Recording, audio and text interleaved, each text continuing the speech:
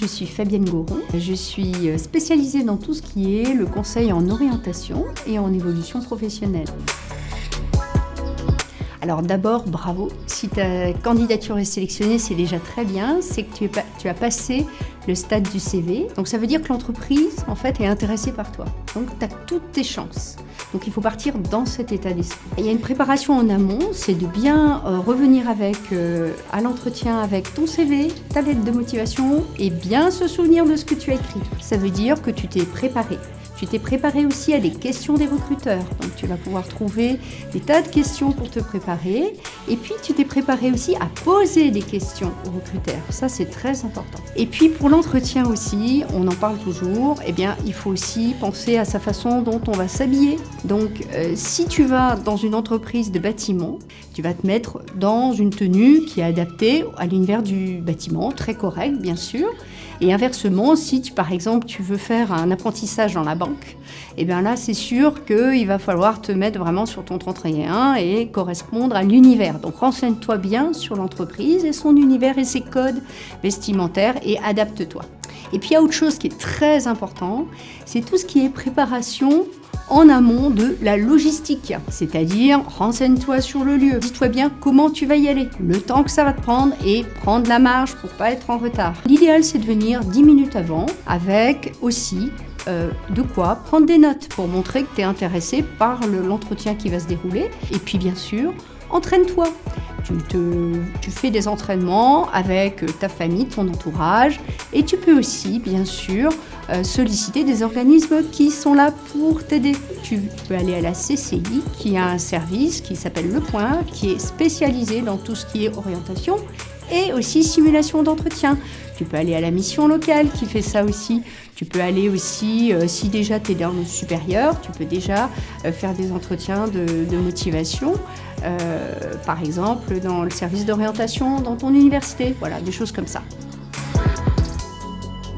Alors, généralement, tu vas avoir affaire, ça dépend de la taille de l'entreprise, souvent ça va être peut-être le dirigeant qui va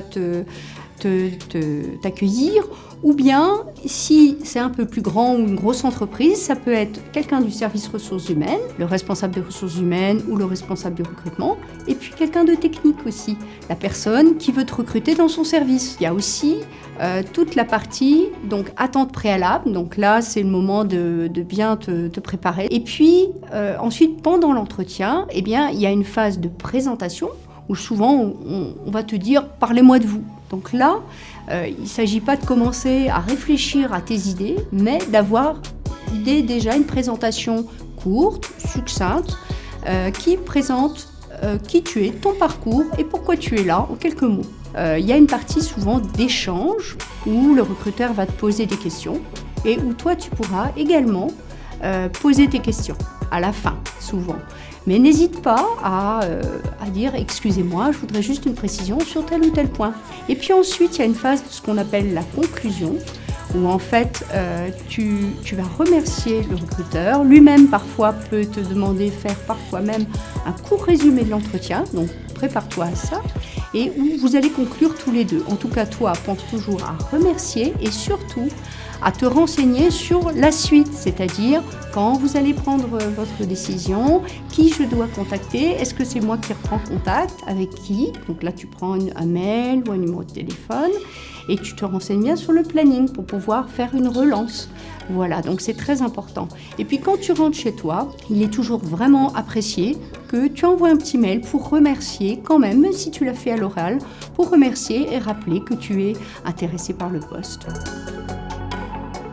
Alors peut-être tout simplement tu n'échoues pas. Toi tu penses que tu as échoué, mais tout simplement vous étiez peut-être 10. Et quand il y a 10 personnes pour un poste, eh bien, il y en a 9 qui sont à côté. Ça ne veut pas dire qu'ils étaient mal préparés. Ça veut dire tout simplement que tu as une chance sur 10 d'être pris. Ensuite, peut-être tu as eu l'impression de ne pas pouvoir répondre à certaines questions. Donc là, sans doute, c'est qu'il y a un manque de préparation. Et puis, fais des simulations. Ça va vraiment bien te permettre de répondre. Plus tu connaîtras la façon d'exprimer tes motivations, plus l'entretien se passera bien. On n'est pas tous faits pour rentrer dans toutes les entreprises. Il y a aussi une question de quelque chose qui match, qui se passe pendant l'entretien ou non. Donc, c'est pas forcément lié à toi. Mais en tout cas, ça ne te dispense pas de bien te préparer à chaque fois.